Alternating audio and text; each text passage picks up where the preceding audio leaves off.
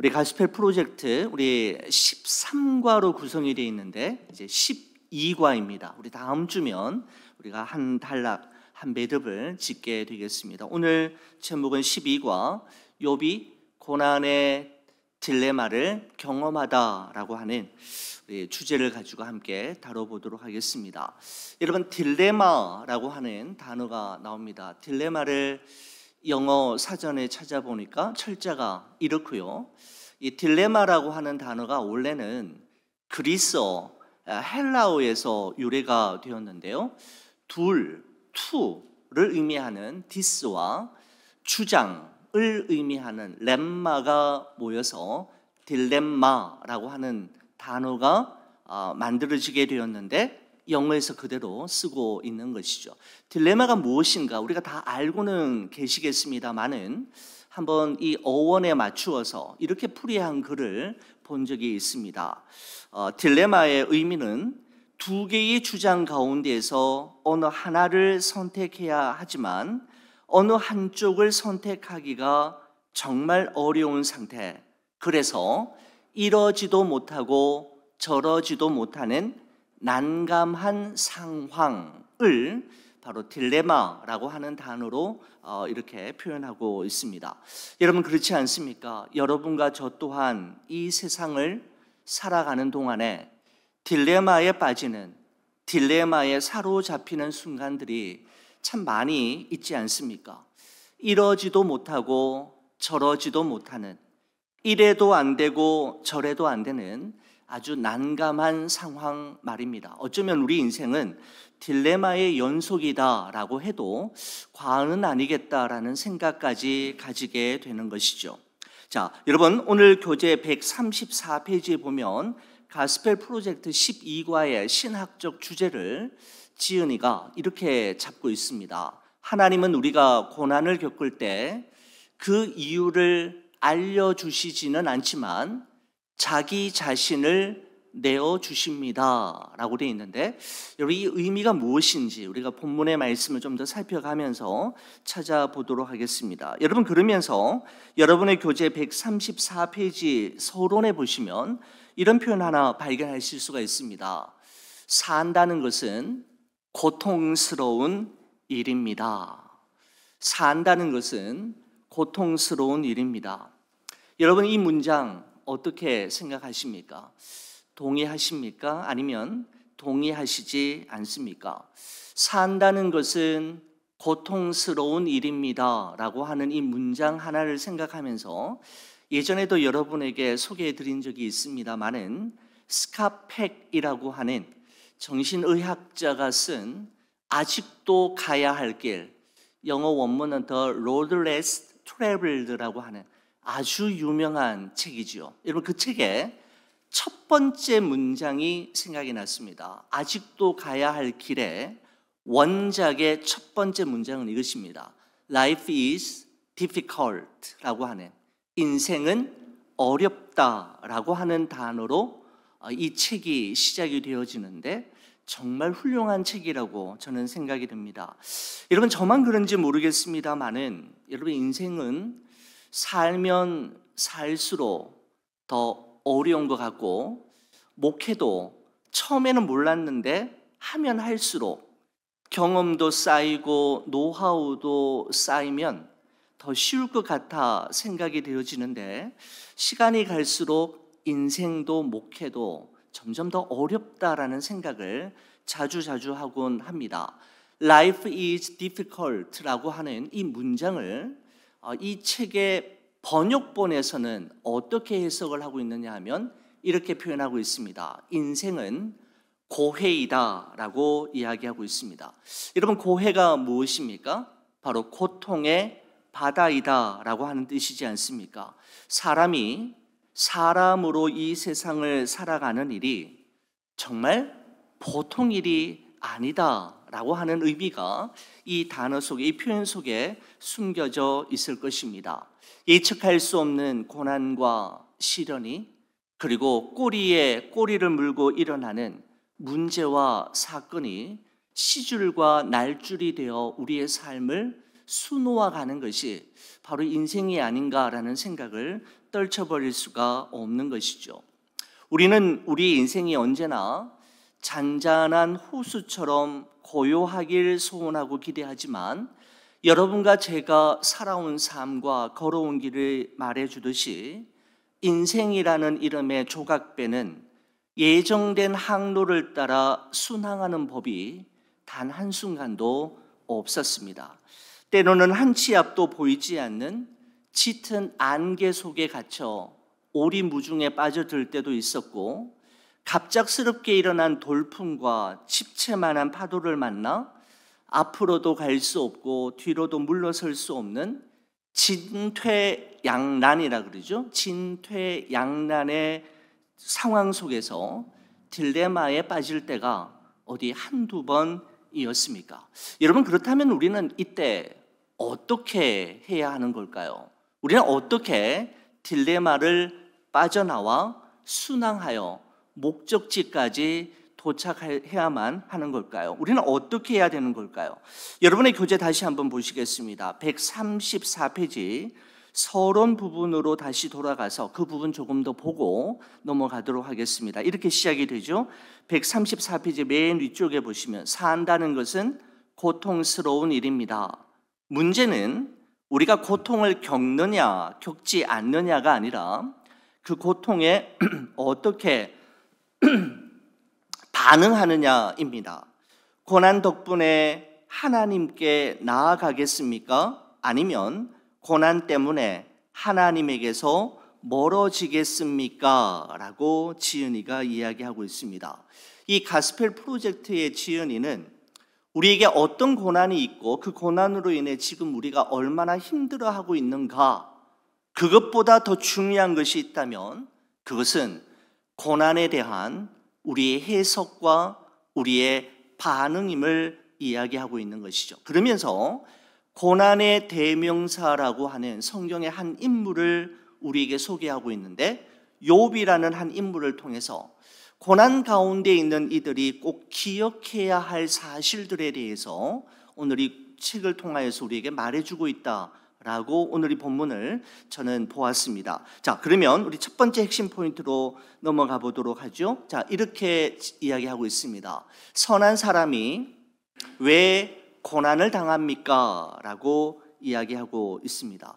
여러분 모두 우리가 또 잘 아시는 대로 여러분 욥기의 말씀은 우스라고 하는 땅에 살고 있는 욥이라고 하는 사람이 어떤 사람인지를 우리에게 소개하면서 욥기의 말씀이 시작이 되어지는데, 욥기 1장 1절은 이런 말씀입니다. 우스 땅에 욥이라 불리는 사람이 있었는데 그 사람은 온전하고 정직하여 하나님을 경외하며 악에서 떠난 자더라 라고 말씀하고 있습니다. 참 독특하게도 욥이 어떤 인물이었는지를 소개하면서 성경이 시작되고 있다라는 것이죠. 그 사람은 온전하고 정직하여 하나님을 경외하며 악에서 떠난 자이었다라고 말씀하고 있습니다. 여러분, 우리 이 짧은 이 한 문장, 이 한 절의 말씀을 보면서 우리는 하나님께서 사람을 보실 때 사람의 무엇을 보시는지, 하나님께서 먼저 사람을 보실 때 먼저 헤아리시는 것이 무엇인지를 알 수가 있습니다. 여러분, 일반적으로 사람이 사람을 볼 때 보는 것은 그 사람의 출신 배경과 학벌과 인맥, 그 사람이 누구를 알고 있는지, 누구와 친한지, 여러분 대단히 중요하게 보지 않습니까? 또한 그 사람이 지금 하고 있는 일과 과거에 했던 일, 그거 보지 않습니까? 그리고 그 사람이 얼마나 좋은 것을, 얼마나 값진 것을 얼마나 많이 소유하고 있는지를 보는 것이 보통 사람이 사람을 볼 때 보는 것이지만, 그 사람은 온전하고 정직하여 하나님을 경외하며 악에서 떠난 자라는 말씀은 하나님이 보시는 것은 사람이 보는 것과 같지 않음을 말씀하고 있는 것이죠. 보다 적극적으로 말씀을 드린다면 하나님은 사람의 중심을 보시고 그 사람의 마음이 범사에 누구를 향해 어디로 기울어져 있는지를 보신다라는 의미일 것입니다. 여러분, 이런 관점에서 볼 때 욥은 하나님께로, 하나님을 향해 그의 마음이 항상 기울어져 있었고, 하나님 앞에서 흠잡을 데가 없는 이상적인 존재이었음을 이 짧은 이 한 절의 말씀을 통해 욥기 저자는 우리에게 전해주고 있습니다. 여러분, 그런데 바로 이 지점에서 욥기서 전체를 관통하는 한 중요한 질문이 1장에 등장하고 있는데, 그 질문이 욥기 1장 9절의 말씀입니다. 사탄이 하나님께 던졌던 질문이죠. 사탄이 여호와께 대답하여 이르되 욥이 어찌 까닭없이 하나님을 경외하리이까? 라고 하는 이 욥기 전체를 관통하는 아주 중요한 질문입니다. 욥이 어찌 까닭없이 하나님을 경외하리이까? 다시 말씀드리면 까닭 없는 신앙이 있을 수 없다라는 것입니다. 하나님, 욥이 어찌 까닭 없이 이유 없이 아무 계산 없이 하나님 경외하고 하나님께 잘할 리가 있겠습니까? 하나님께서 욥에게 그토록 많은 복을 주셨기 때문이지 않습니까? 욥에게 주신 10자녀와 그의 많은 소유물들과 그의 건강을 한번 거두어 가 보십시오. 그러면 욥이 하나님께 진짜 잘하는 이유가 무엇인지 알 수 있을 겁니다.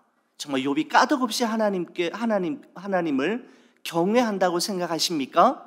라고 하는 발언으로 오늘 이 문제가 이제 일어나게 되는 것이지 않습니까? 여러분, 이로 말미암아 어떤 일이 일어나게 됩니까? 하나님의 허락하심 하에 욥의 그 평범했던 일상이 송두리째 무너지는 아주 끔찍한 사건들이 계속해서 일어나게 되는 것을 볼 수가 있죠. 바로 사탄은 욥에게 주어진 감사의 조건들을 하나 둘씩 제거해 가기 시작하는데, 스바 사람과 갈대아 사람들이 갑자기 나타나서는 욥의 종들을 다 쳐 죽이고 소와 나귀와 양과 낙타를 빼앗아 가더니 이제 겨우 재산이 좀 남아있는가 했더니 하늘에서 불이 떨어져서 남은 재산마저 싹 쓸어 버리는, 태워버리는 것이죠.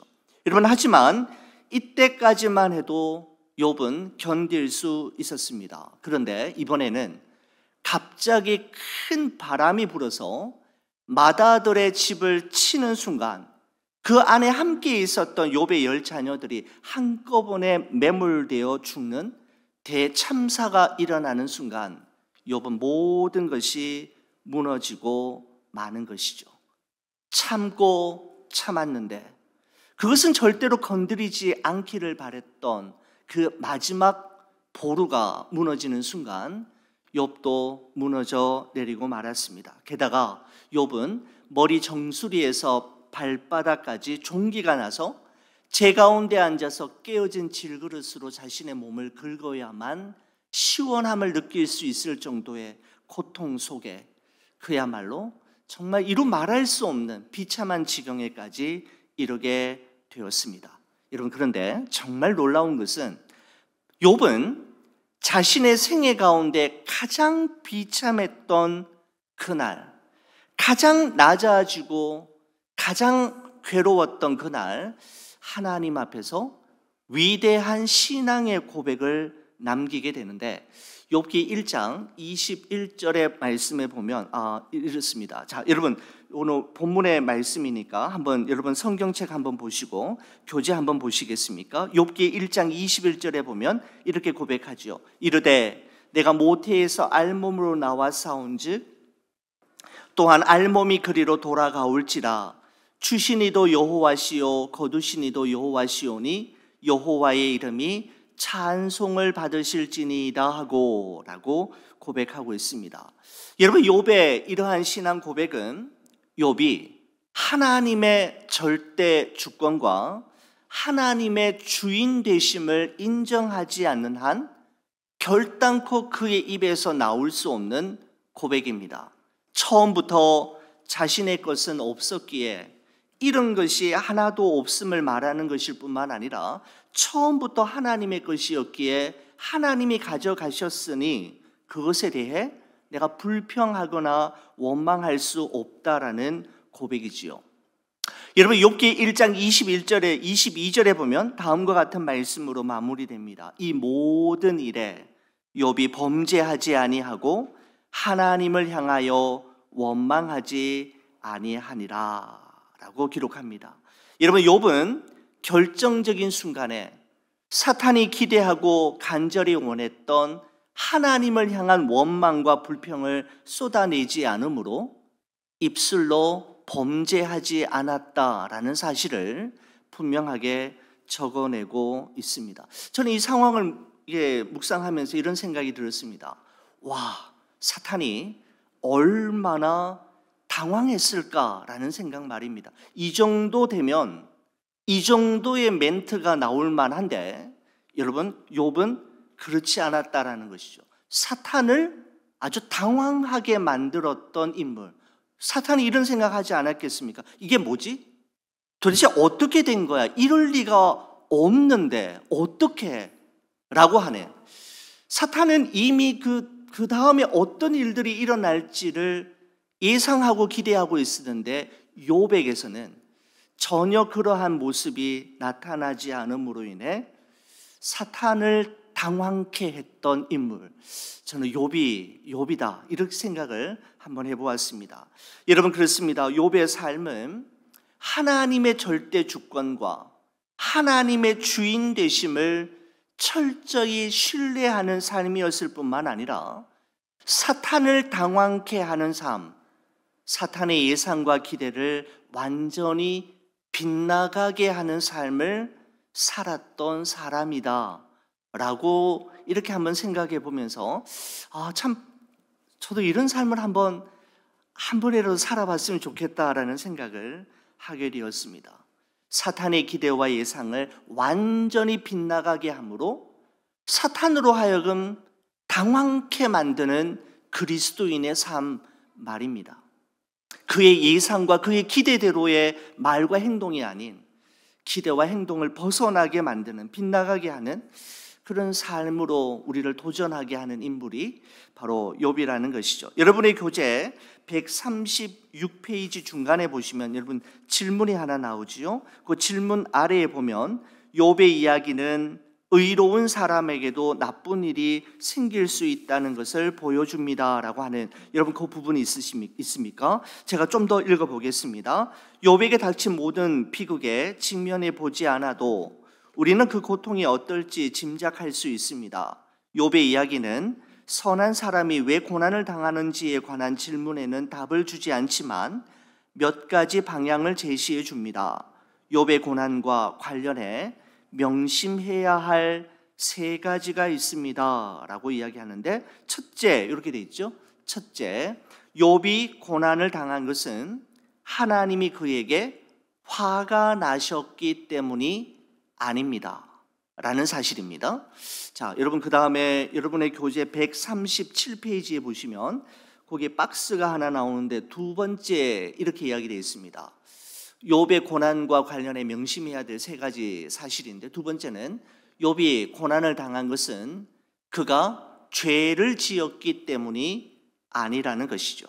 자, 여러분 그리고 137페이지 아래쪽 부분에 보면 저 밑에 내려가시다 보면 셋째가 있습니까? 이렇게 이야기합니다. 욥이 고난을 당한 것은 그의 믿음을 드러내기 위해서였다라고 기록하고 있죠. 바로 하나님의 의도와 목적이 있는 고난이었다라는 것입니다. 하나님이 욥에게 화가 났기 때문에, 그리고 욥이 큰 죄를 지었기 때문에 고난이 임한 것이 아니라 하나님의 의도와 목적이 있는데 바로 그의 믿음을 드러내기 위해서, 그의 믿음을 우리가 오늘도 찬양을 불렀습니다마는 정금같이 순금같이 그저 단련하시기 위한 목적과 의도가 있었다라는 것입니다. 자, 여러분 한번 보실까요? 137페이지 그 셋째 부분, 그 아랫부분까지 제가 한번 읽어드리겠습니다. 성경은 고난에 관해 이야기할 때 종종 용광로 이미지를 사용합니다. 찌꺼기나 불순물을 제거할 목적으로 금과 은과 귀금속을 불에 던져 넣습니다. 하나님은 우리 믿음도 그렇게 하십니다. 믿음을 더 잘 드러낼 수 있도록 고난과 시련의 용광로 속에 우리를 던져 넣으십니다. 믿음을 방해하는 모든 것을 제거하고 우리에게 진짜 필요한 것은 주님임을 보여주십니다. 세상과 자신을 의지하지 않고 주님을 더 신뢰할 수 있도록 도우십니다. 우리의 믿음이 성숙하도록 우리의 앞길에 시련을 주시는 하나님이심을 믿어야 합니다 라고 되어 있습니다. 고난 가운데 있을 때 우리가 기억해야 할 사실 세 가지를 지은이가 이렇게 한번 정리해 주었습니다. 자, 여러분 두 번째 핵심 포인트로 넘어가겠습니다. 이렇게 이야기하고 있네요. 욥이 친구들의 잘못된 조언에 답했습니다 라고 이야기합니다. 여러분 욥기서의 말씀은 전체가 42장으로 구성이 되어 있는데 욥기서 3장부터 37장까지 3장부터 37장까지 무려 35장에 걸쳐서 욥과 친구들의 변론과 논쟁이 이어지게 되지요. 엘리바스와 빌닷과 소발과 엘리후와 계속해서 논쟁을 벌이게 되는데 왜 욥이 고난을 당했는가? 욥이 지금 당하고 있는 고난에는 어떤 의미가 있는가라고 하는 그 주제에 대한 논쟁이었습니다. 여러분 그들이 욥에게 말한 요지는 아주 간단합니다. 무엇인가 하면 콩 심은 데 콩 나고 팥 심은 데 팥 난다라는 것이죠. 아니 뗀 굴뚝에 연기 나랴. 무슨 의미입니까? 원인이 있으니까 결과가 있다라는 것입니다. 욥이처럼 한꺼번에 모든 재산을 잃어버리고 10자녀를 잃어버리고 건강마저 잃어버리게 된 데에는 반드시 이유가 있다라는 것이죠. 그게 그냥 일어날 리가 있겠느냐라는 것입니다. 원인이 있었기에 이와 같은 결과가 있었다라는 것이죠. 그것은 무엇인가 하면 너가 하나님께 죄를 지었기 때문이고 아직도 회개하지 않는 악이 남아있기 때문이다. 그러므로 회개해라. 그러면 하나님이 전화위복해 하실 것이다 라고 하는 것이 욥의 친구들의 주장이었습니다. 여러분 이 주장에 대해서 욥의 반론은 어떤 것이었을까요? 여러분 3장부터 37장까지 나오는 내용들을 정리하면 제가 여러분께 이렇게 말씀드릴 수 있을 것 같습니다. 욥의 주장은 이것입니다. 아니 이 세상에 죄 없는 사람이 어디 있단 말이냐? 털어서 먼지 나지 않는 사람이 어디 있느냐? 나에게 죄가 있다라는 것은 인정하지만 아무리 생각해봐도 이 정도의 고난을 받을 만큼 죄를 지은 적은 없다. 죄 때문에 내가 이런 고난을 당한다면 너희는 왜 이런 고난을 당하지 않느냐? 왜 나만 당해야 돼? 너희는 죄 없어. 너희도 죄를 지었으면 나와 똑같은 고난을 당해야지 라고 하는 것이 바로 욥의 주장이었습니다. 여러분 죄로 인해 고난과 아픔이 있기는 하지만 모든 고난과 아픔의 원인이 죄이다 라고 단정지어 말할 수는 없는 것이죠. 여러분 예전에 제가 새벽 예배 때 여러분께 소개해 드렸던 글이 하나 생각이 납니다. 니콜라스 월트스토프라고 하는 예일대학교 신학대학원의 명예 교수님의 이 말을 여러분 기억하실 것입니다. 인간이란 종교적으로나 철학적으로 대답할 수 없는 질문과 함께 살아가지 않으면 안 되는 존재이다 라고 하는 말 혹시 기억이 났습니까? 인간이란 종교적으로나 철학적으로 대답할 수 없는 답을 알 수 없는 질문과 함께 살아가지 않으면 안 되는 존재이다 라는 말을 했습니다. 기독교 철학자이자 월터 스토프라고 하는 이 교수님은 그 사랑하는 아들을 그 산악 등반 사고로 잃어버리게 되죠. 사랑하는 아들이 눈앞에서 사라지고 더 이상 그 아들과 만날 수 없게 되는 날, 그 고통과 아픔을 도무지 견뎌낼 수가 없는 거죠. 목사님이자 신학교 교수님이었음에도 불구하고 그 아픔과 고통을 이겨낼 수가 없었는데 그 이겨내는 과정을 그의 책 나는 사랑하는 사람을 잃었습니다 라고 하는 책에서 썼는데, 여러분 이 책이 참 사랑하는 가족을, 사랑하는 이를 먼저 떠나보낸 이들에게 큰 위로가 되었다라고 이야기하고 있습니다. 여러분 그렇습니다. 우리 인생은 모호하고 때로는 신비로움으로 가득 차서 답을 알 수 없을 때가 너무나도 많고, 우리 인생은 답을 알 수 없는 질문과 더불어 살아가야만 하는 존재라는 사실에 대한 인정이 너무나도 중요한 것이죠. 나는 답을 다 알아야 돼. 이 답에 대한 이 질문에 대한 답을 알지 못하면 안 돼. 그러면 나는 한 발짝도 움직이지 않을 거야. 여러분 그게 아니라는 것이죠. 답을 알 수 없는 질문, 대답할 수 없는 질문과 더불어 살아가는 존재가 우리 인생이고, 그로 말미암아 우리는 하나님께 더 가까이 다가가게 되는 존재라는 것이죠.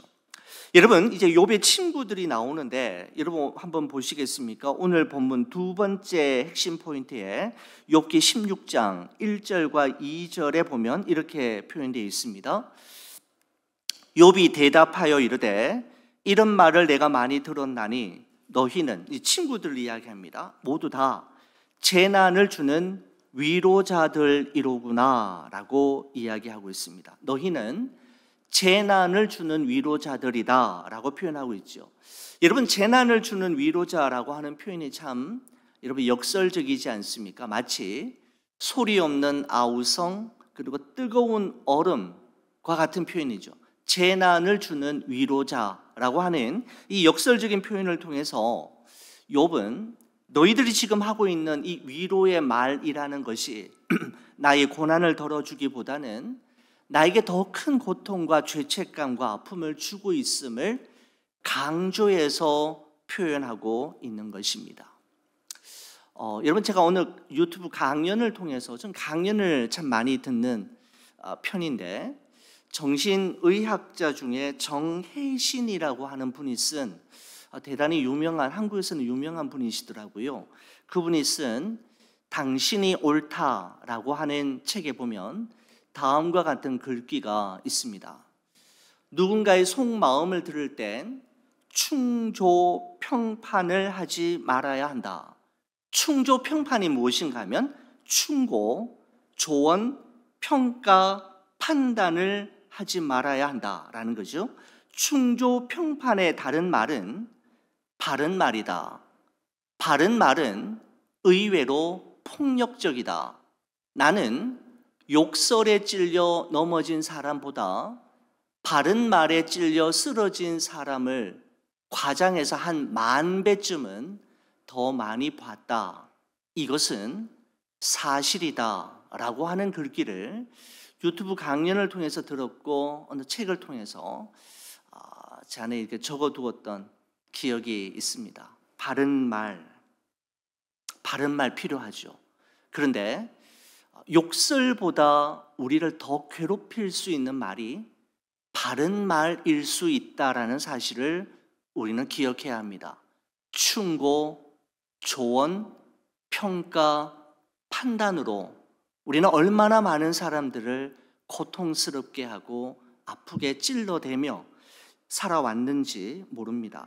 여러분 정혜선 씨 그 인터뷰 글을 본 적이 있는데, 그러면서 그분이 하는 말이 이런 겁니다. 사람을 살리는 말은 바른 말보다는 공감하는 말이다 라고 이야기하면서, 누군가가 여러분에게 나 정말 죽고 싶어 라고 말하면 무척 당황하게 될 거지만 그때 꼭 숙지해야 될 표현 하나가 있다라고 이 정신과 의사, 이 기독교인이더라고요. 이분이 이야기하고 있습니다.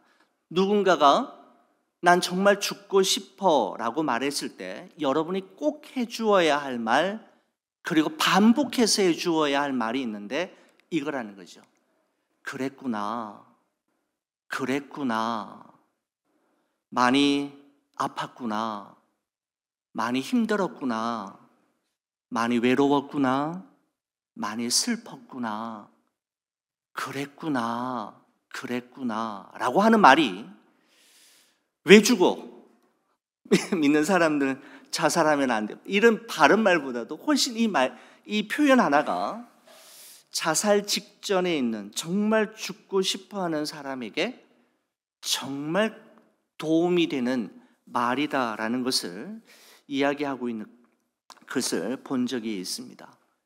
그랬구나. 다른 말 필요 없습니다. 왜 그랬는지 서론, 본론, 결론 설교할 필요도 없다고 이야기하죠. 없죠. 그랬구나.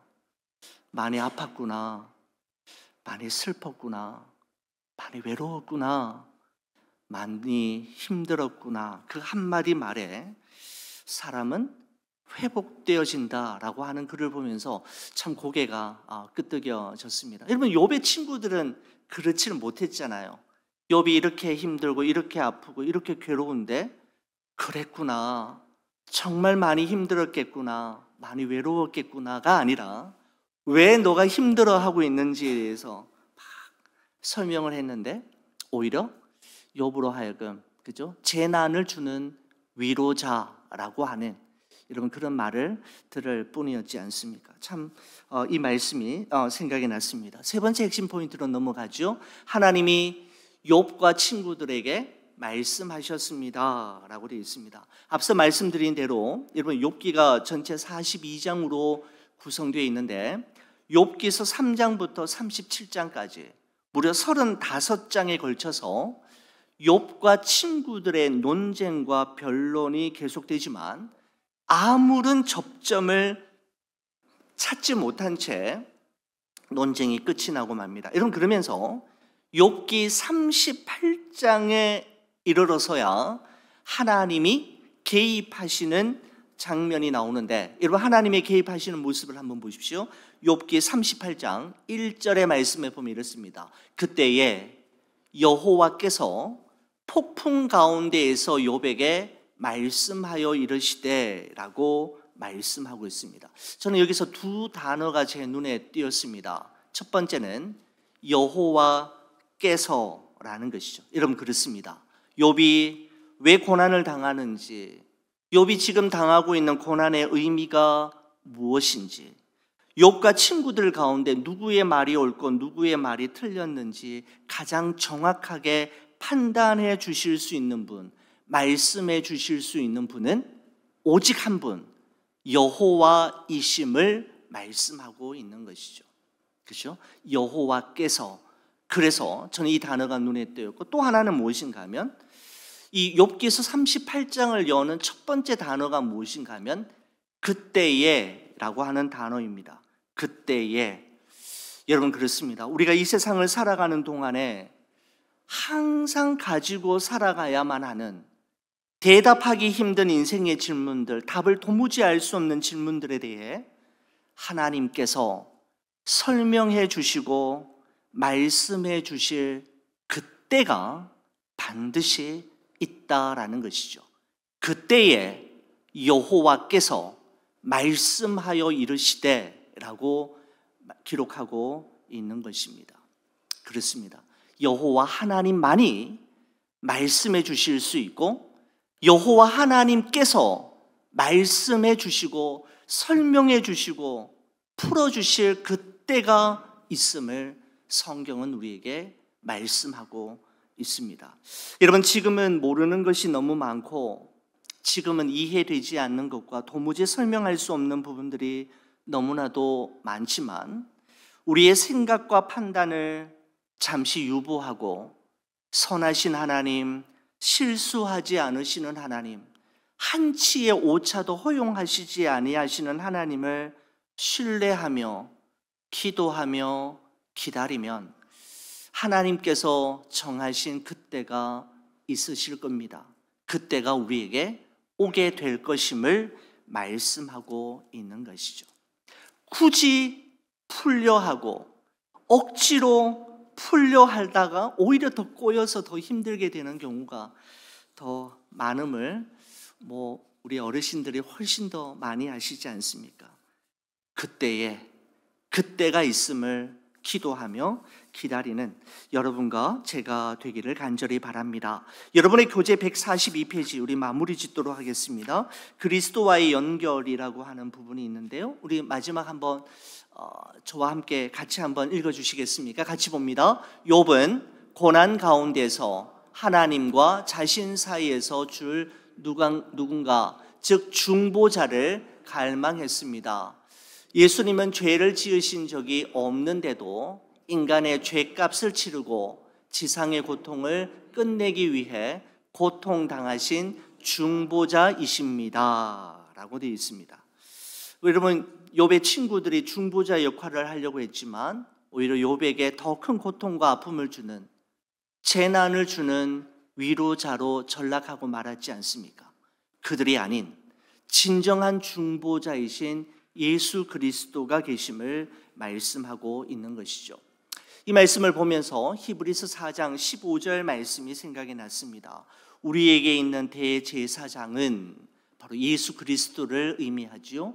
우리의 연약함을 동정하지 못하실 이가 아니요 모든 일에 우리와 똑같이 시험을 받으신 이로되 죄는 없으시니라 라고 말씀하고 있습니다. 여러분, 우리의 연약함을 동정하지 못하실 이가 아니라라는 말은 우리의 연약함을 어느 누구보다도 잘 아시고 이해하시고 공감하시며 그랬구나, 많이 힘들었구나, 많이 외로웠구나, 그랬구나 하시는 분이 계시는데 바로 우리에게 있는 대제사장 예수 그리스도이심을 말씀하고 있습니다. 여러분, 우리 연약함을 동정하지 못하실 리가 아니요 라고 하는 이 부분을요, 기독교와 캐톨릭이 함께 번역한 성경을 공동번역이라고 하는데, 공동번역은 이 부분을 이렇게 풀이하고 있습니다. 연약한 우리의 사정을 몰라주시는 분이 아니라. 여러분, 우리의 마음에 더 와닿지 않습니까? 우리의 사정을 몰라주시는 분, 모르시는 분이 아니시라는 것이죠.